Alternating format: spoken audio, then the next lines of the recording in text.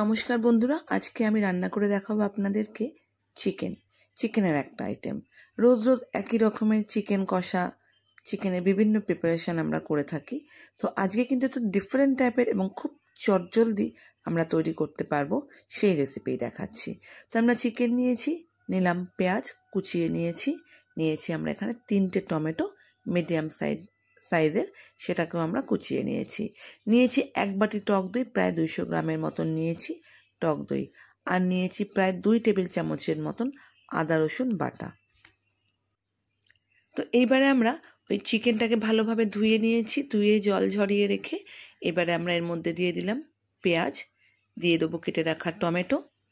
তো পেঁয়াজের পরিমাণটা কিন্তু একটু বেশি লাগবে, মানে ধরুন আপনি যদি 1 কেজি মাংস নেন তো আপনাকে কিন্তু পেঁয়াজ নিতে হবে প্রায় 300-400 গ্রামের মতন।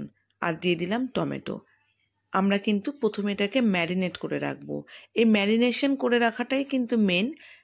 মোটামুটি 1 ঘন্টা 2 ঘন্টা, মিনিমাম 2 ঘন্টা কিন্তু রাখতেই হবে।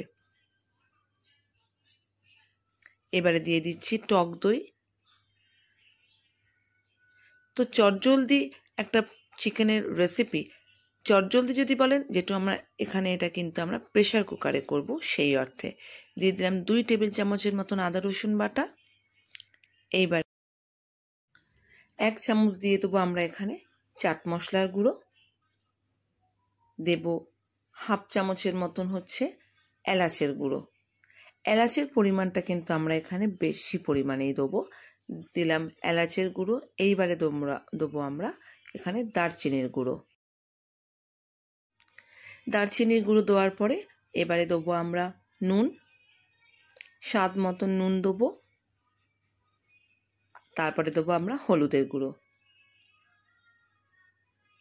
নুনের পরিমাণটা কিন্তু আমরা প্রথমেই একটু বেশি দিয়ে রাখছি, কারণ যেটা ম্যারিনেশন করে রাখবো, যাতে নুনটা যাতে মাংসের ভেতরে যায়। এবারে দেবো আমরা এর মধ্যে হলুদের গুঁড়ো। তো এবারে আমরা এর মধ্যে দেবো কাঁচা লঙ্কা বাটা। আমরা কিন্তু এই মাংসের প্রিপারেশনটা পুরোটাই কাঁচা লঙ্কা দিয়ে করব, কোনো শুকনো লঙ্কা কিংবা গুঁড়ো লঙ্কা ইউজ করব না। তো আমি এখানে প্রায় 2 চামচের মতন দিয়েছি কাঁচা লঙ্কা। আপনারা যে যেরকম ঝাল খাবেন সেই অনুপাতেই দেবেন। তবে এই চিকেনের প্রিপারেশনটা খুব বেশি কিন্তু ঝাল হবে না, তো সেই বুঝে আপনারা ঝালটা দেবেন। আর যদি বাচ্চারা খায় তো ঝালের পরিমাণটা তো অবশ্যই কমিয়ে দিতে হবে। তো বন্ধুরা, আমি সংঘমিত্রা সাহা, আপনারা দেখছেন আদ্রিস মাসালা কিচেন। আপনাদের যদি রেসিপিটা ভালো লেগে থাকে তো প্লিজ আমার চ্যানেলটি সাবস্ক্রাইব করবেন, শেয়ার করবেন, আর পাশে থাকা বেল আইকনটা কিন্তু অবশ্যই প্রেস করবেন। তো এইবারে আমি এর মধ্যে দিলাম জয়িত্রীটাকে আমরা একটু ভালোভাবে গুঁড়ো করে নিয়ে তারপরে দিয়ে দিলাম জয়িত্রী। আর দেব আমরা এর মধ্যে কসুরি মেথি, যেটা কিন্তু না এই মাংসের প্রিপারেশনটাকে অনেকটাই মানে সুস্বাদু বলুন কি একটু রেস্টুরেন্ট স্টাইলের বলুন, খুব সুন্দর একটা স্মেল দেয়। তো এটা বাদ দিলে কিন্তু চিকেনটা করা যাবেই না। তো আমরা এখানে প্রায় 2 টেবিল চামচেরও বেশি কসুরি মেথি দিলাম। এইবারে আমরা এটাকে ভালোভাবে মেখে নেব, যাতে চিকেনের পুরো সবকটা চিকেনের গায়ে যাতে মশলাগুলো লেগে থাকে, সেইভাবে এটাকে ভালোভাবে মেখে আমরা এখানে মিনিমাম 2 ঘন্টা, ম্যাক্সিমাম আপনারা 3-4 ঘন্টাও রাখতে পারেন। অবশ্যই কিন্তু এটা খেয়াল করতে হবে, এটা কিন্তু ম্যারিনেট করে রাখতে হবে। তো আমরা এটাকে ভালোভাবে মেখে নিচ্ছি।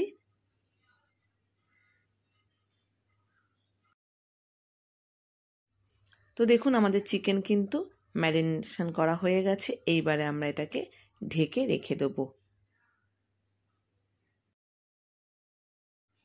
আর দেবো আমরা এর মধ্যে আলু। তো আমরা ম্যারিনেশন করে রেখে দিয়েছি, তারপরে আমরা আলুটাকে কেটে নেব। মাংসে একটু আলু না পড়লে কিন্তু ভালো লাগে না, তবে রেস্টুরেন্ট স্টাইলের মাংসগুলোর মধ্যে কিন্তু আলু দিলে তার টেস্টটা কিন্তু রেস্টুরেন্টের মতন আসে না, কারণ রেস্টুরেন্টে কিন্তু আলু দেয় না। তো যেহেতু আমরা ঘরোয়া পদ্ধতিতে রেস্টুরেন্ট স্টাইলের করছি, তাই কিন্তু আমি এখানে আলুটাকে ইউজ করছি। তো দেখুন 2 ঘন্টা হয়ে গেছে। তো ম্যারিনেশন করে রেখেছিলাম, দেখুন তুলেছি, যেই একটা যে গরম ভাব সেটা কিন্তু আমাদের ওই ঢাকনাটা দিয়ে বেরোচ্ছে। তো চলুন এইবারে আমরা গ্যাসে প্রেশার কুকারটা বসিয়ে দেবো। প্রেশার কুকারটা যখন ভালোভাবে গরম হয়ে যাবে তখন আমি এর মধ্যে দেবো সাদা তেল। এই প্রিপারেশনটা কিংবা এই চিকেনের এই আইটেমটা কিন্তু অবশ্যই আমরা সাদা তেলে ইউজ করব।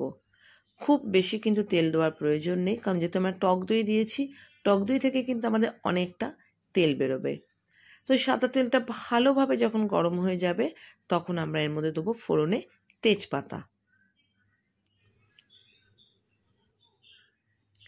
তেজপাতাটা যখন একটু ভাজা ভাজা হবে তখন আমরা এর মধ্যে দেবো চিনি, প্রায় 2 চামচের মতন চিনি দেবো। চিনিটাকে তেলে ক্যারামেল হতে দেবো, ঠিক আছে? যখন একটু বেশ লালচে হয়ে যাবে তারপরে কিন্তু আমরা এর মধ্যে মাংসের প্রিপারেশনটাকে দেবো। তো দেখুন চিনিটা কিন্তু গলেও গেছে আর কীরকম লাল লালও হয়ে গেছে। এইবারে আমরা এর মধ্যে দিয়ে দেবো প্রিপারেশন করে রাখা চিকেনটা। ওকে, তো এই চিনিটা কিন্তু অবশ্যই দেবেন, কারণ যেহেতু আমরা টক দইটা দিচ্ছি না, তো সব জায়গায় টক দই সমান হয় না, কোনোটা টক বেশি হয়, কোনোটা টক কম হয়। তো সেটাকে ব্যালেন্স করার জন্য চিনিটা দিচ্ছি। আর এটা যদি তেলের মধ্যে ক্যারামেল হয়ে যায় এর একটা আলাদা স্মেল বলুন কিংবা চিকেনে একটা এফেক্ট সেটা কিন্তু আসে। তো এই জন্য আমরা কিন্তু চিনিটাকে দিলাম। তারপরে প্রিপারেশন করে রাখা চিকেনটাকে দিয়ে দিলাম, দিয়ে এটাকে ভালোভাবে এবার একটু কষিয়ে নিতে হবে গ্যাসের আঁচটাকে বাড়িয়ে রেখে। কারণ যেহেতু আমরা চিকেন নিয়েছি আর তার উপরে 2 ঘন্টা ম্যারিনেশন করা ছিল টক দই দিয়ে, চিকেন কিন্তু আমাদের প্রায় 50%ই বলতে গেলে হয়ে গেছে। খুব বেশি কিন্তু টাইম লাগবে না। আর যেহেতু আমরা এটাকে প্রেশার কুকারে বানাবো, তো স্পেশালিটিটাই এটা, যেটা প্রেশার কুকারে একটা সিটি দেবেন, ব্যাস চিকেন কিন্তু রেডি। তো আমরা এই প্রিপারেশনটাকে যখন তেলে দেবো দিয়ে আমরা খুব ভালো করে 10 মিনিটের মতন গ্যাসের আঁচ বাড়িয়ে এটাকে আমরা কষিয়ে নেব, যতক্ষণ না এর ভেতর থেকে যে জলটা বেরিয়েছে এই জলটা মরে যায়, মানে টেনে যায় জলটা, ততক্ষণ কিন্তু আমাদের এই চিকেনটাকে ভালোভাবে কষিয়ে নিতে। কষানোর সময় অবশ্যই খেয়াল রাখবেন খুব বেশি কিন্তু খুন্তিটাকে দেবেন না, মানে যেহেতু প্রেশার কুকারের মধ্যে মাংস কিন্তু ভেঙে যেতে পারে। তো দেখুন আমাদের মাংসের থেকে কতটা জল বেরিয়ে গেছে, আর এই জলেই কিন্তু চিকেনটা সেদ্ধ হবে।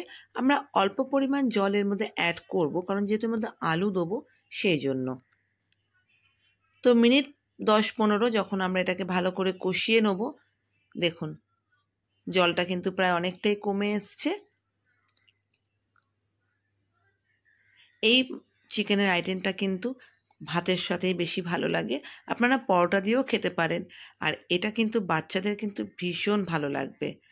আর একদম তেল কম, মশলা কম, আর তার উপরে হচ্ছে প্রেশার কুকারে দিয়ে শুধু আপনি সকালে ম্যারিনেট করে রাখলেন, যখন আপনার খেতে বসবেন তার ঠিক ঘন্টাখানেক আগে প্রেশারে এটাকে কষিয়ে একটা সিটি দিলেই ব্যাস আপনাদের তৈরি কিন্তু চিকেনের এই আইটেমটা।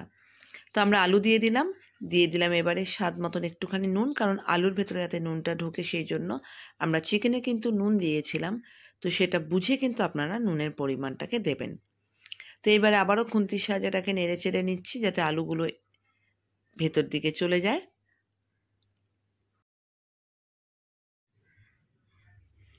তো দেখুন মাংসের থেকে কিন্তু কতটা জল বেরিয়েছে, আলুও দিয়েছি, আলু কিন্তু এই জলেই সেদ্ধ হবে, আবারও বলছি। তো ভালোভাবে এবার নেড়ে চেড়ে নিলাম। এইবারে আমরা এর মধ্যে আবারও অ্যাড করব কসুরি মেথি, হাতের মধ্যে একটু ক্র্যাশ করে কসুরি মেথিটা দিয়ে দিলাম।